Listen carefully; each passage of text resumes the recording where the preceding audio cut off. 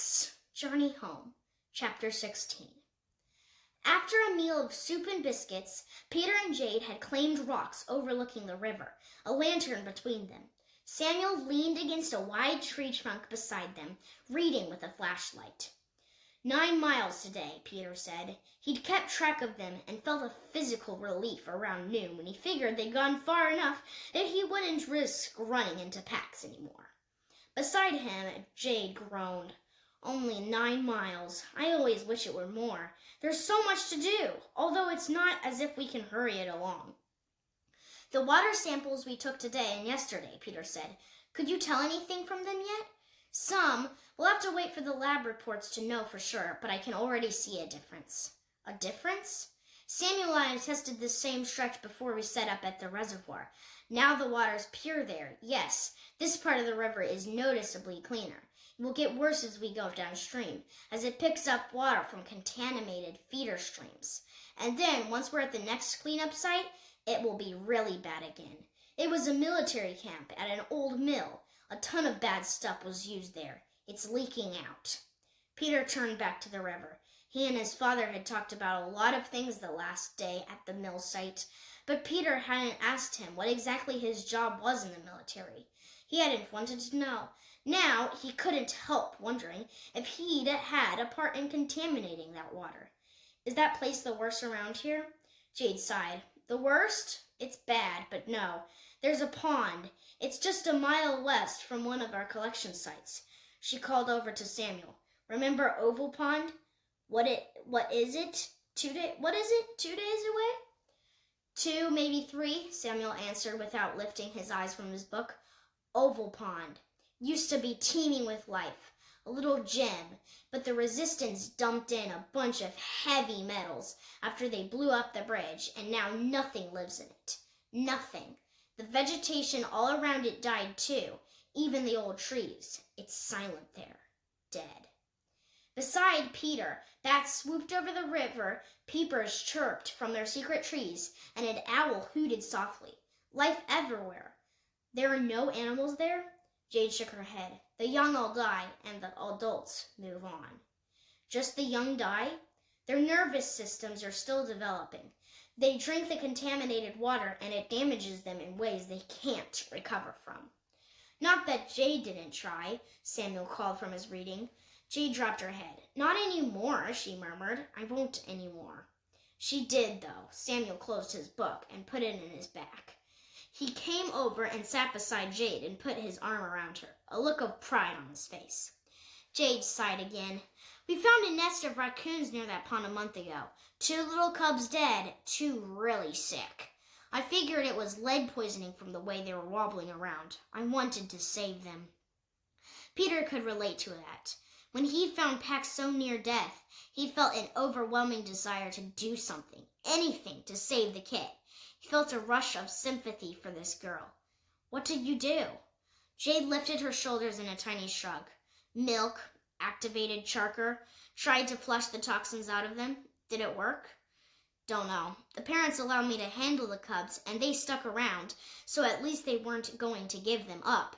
But the company arrived at the reservoir, and we had to leave. Duty calls, right? Will we go there? Will we take samples from that pond?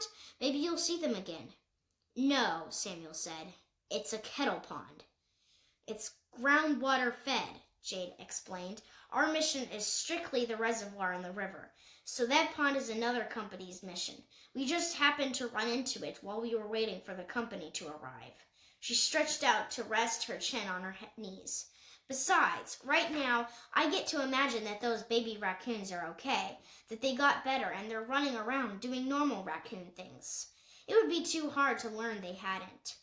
Peter saw from her face just how hard it would be. You must see a lot of bad stuff like that doing this work. Why did you sign up? He asked.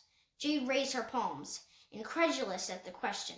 Water, of course. She's a water freak, Samuel confirmed. And again, Peter saw pride on his face. Well, of course. Is there anything more important? She shook her head, disbelieving. Not just to animals, you know. Humans are made of water. We're mostly water. She shook her head again and then left to pack up the leftover food. Peter turned to Samuel. You? Samuel stared over the river. For a few moments, the only sound was its dancing splash, and Peter thought maybe he shouldn't have asked his question. But then Samuel answered, "When the war ended, I was lost. See, before I joined the army, I'd been drifting. I dumped my family, burned all my friends. I kind of stumbled into the military. Turned out I really liked it. Being part of the group, training together. We made something more than the sum of our parts. What I was doing was important, and other people relied on my doing it right." After only 2 full days of working as a warrior, Peter understood. "You didn't want that to end." "Well, I'm not saying I wanted the war to go on. It was terrible. I saw terrible things. My older brother was killed. He was the only one I was close to in my family." Samuel paused. He raised his hand and rubbed the tattoo on his neck. "People I trained with died.